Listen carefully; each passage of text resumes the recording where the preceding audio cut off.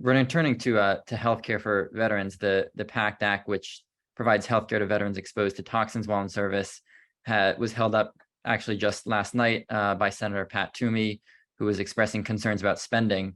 Do you know people who have been exposed to these burn pits, and what would this bill mean for veterans? Yes, I do know people who've been exposed to these burn pits. What would it mean to those people? Like, it would mean that they could get care for this thing that their service resulted in. That, you know, I had.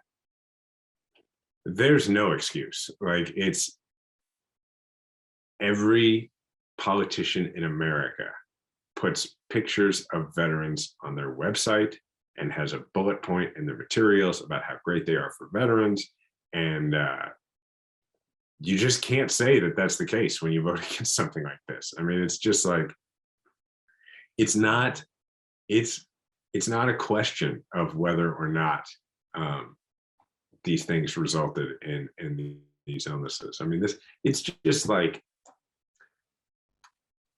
you know, the stuff that they'll spend money on and not think about, like, they'll give tax credits to people who are big donors. They'll do all those things, and they'll call that job creation.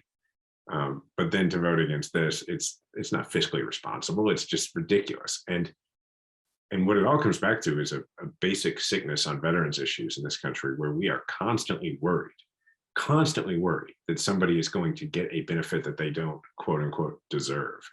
And most Americans have no idea how limited the federal benefits system is for veterans, how unnecessarily limited. I mean, people don't know, for instance, that if you are a member of the National Guard who was mobilized on January 6th and then spent 5 months guarding the Capitol, but never deployed to Iraq or Afghanistan, your government does not consider you a veteran, and you will never be able to go to the VA if you get out of the military without having deployed. And that was your service. Like, that's ridiculous. And if most Americans knew that, they would think that's ridiculous.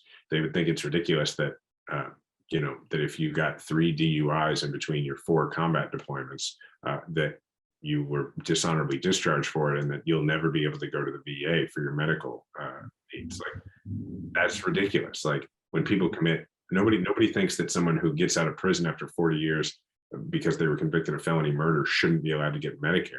But we take people who serve their country and we say, oh, you made a mistake, you're not going to be able to get the care that other veterans get. Like, that doesn't make any sense. And we should widen the sight aperture of who, like, broadly, of who can get services that are provided to veterans, because most Americans think we have, but we haven't.